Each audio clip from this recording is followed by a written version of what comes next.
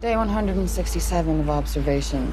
Pack 2426 still shows no sign of leadership structure or higher brain function.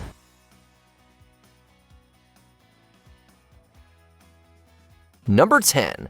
The Ridiculous Six. Though Adam Sandler tends to deliver lucrative trash, three major studios didn't see a promising prospect in the high-concept Western spoof, The Ridiculous Six. Saddest thing you ever seen. It happens.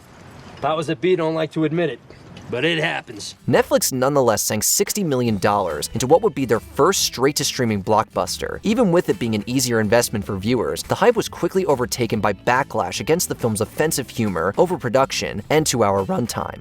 Anyways, any of you handsome brothers ready to go steal a big hunk of gold?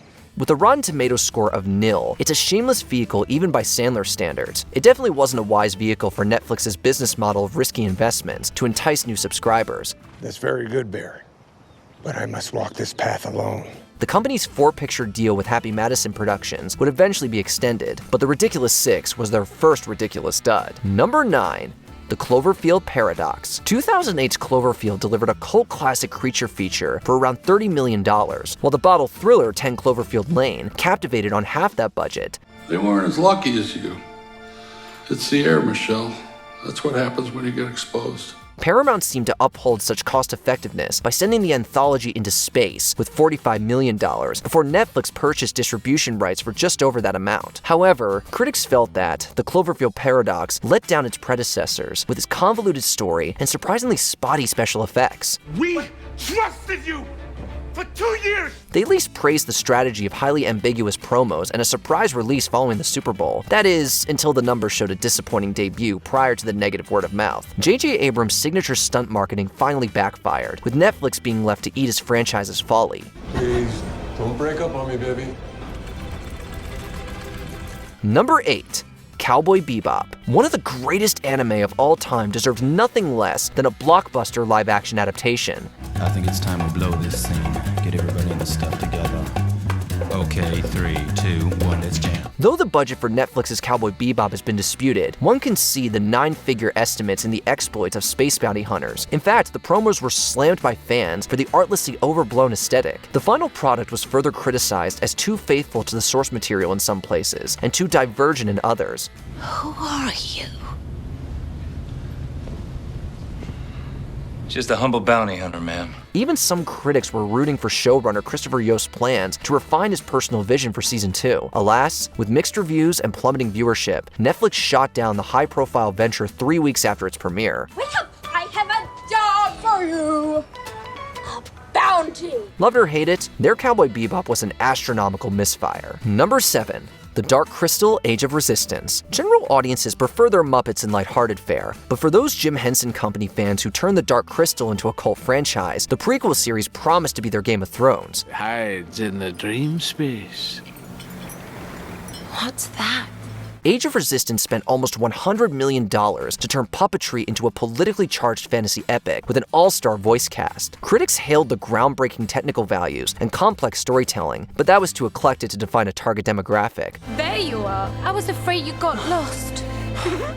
You cheated. Positive word of mouth died down as Netflix spent a year assessing the worth of a second season's long, expensive production. So, in September of 2020, fans were heartbroken, though not surprised, by the cancellation of The Dark Crystal: Age of Resistance. You and I are better than that.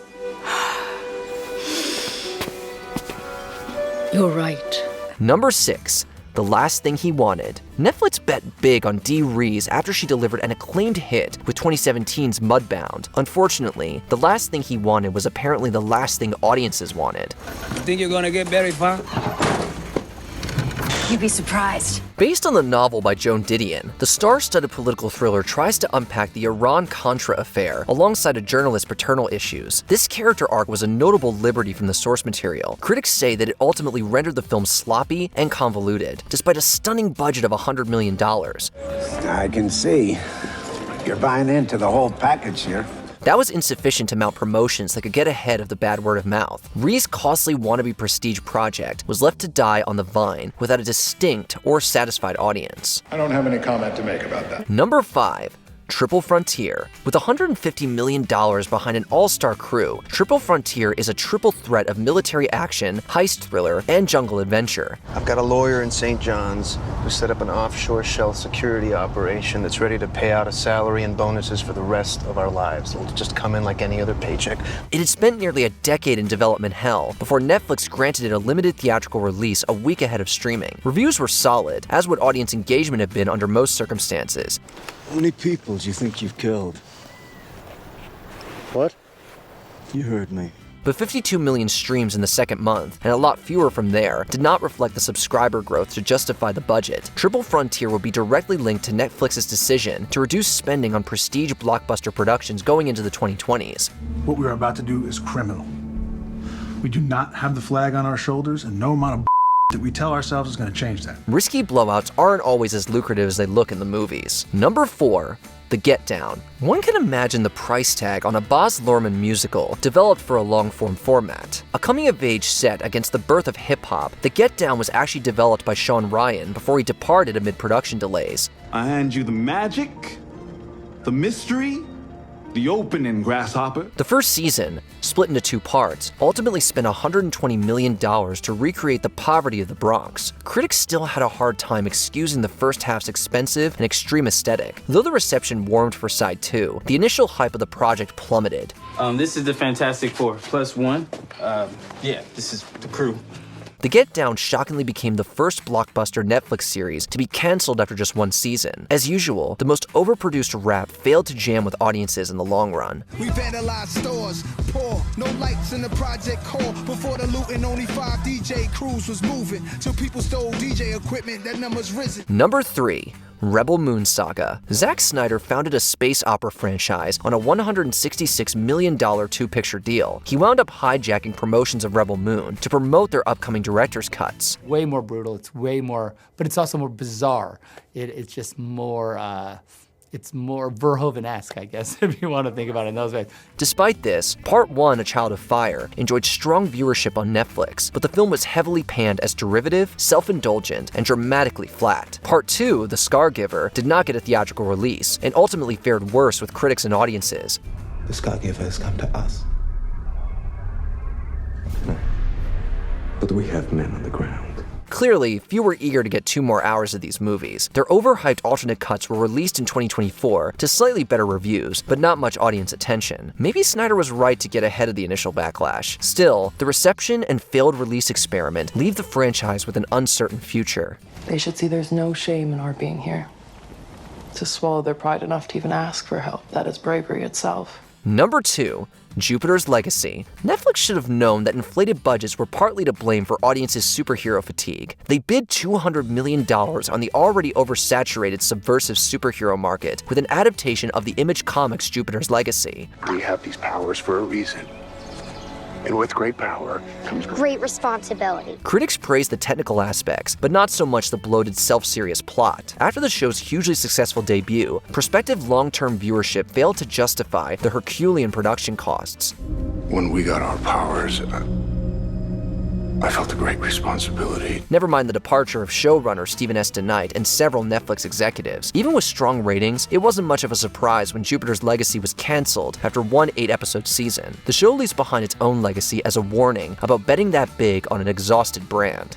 I could have taught you so much. Number 1. The Electric State. Did someone think that Anthony and Joe Russo were the names that made their Marvel movies an unprecedented commercial success? Nearly 8 years after they bought the rights to Simon Stålenhag's sci-fi novel, The Electric State was completed for $320 million. Freedom's worth any cost.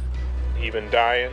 That is one of the biggest film budgets of all time. An objectively impressive 25.2 million views in its first week wasn't impressive enough, and it went downhill as critics lambasted the film as all style and no substance or sense. Young lady, I would not advise you to go out there at night. I really don't care about what you would advise. Word of mouth quickly diminished the Electric State's commercial prospects, if it ever stood a chance. One must question the state of both streaming and cinema after Netflix blew a monumental budget just to show they could. I don't know what you think you're trying to achieve here, Mr.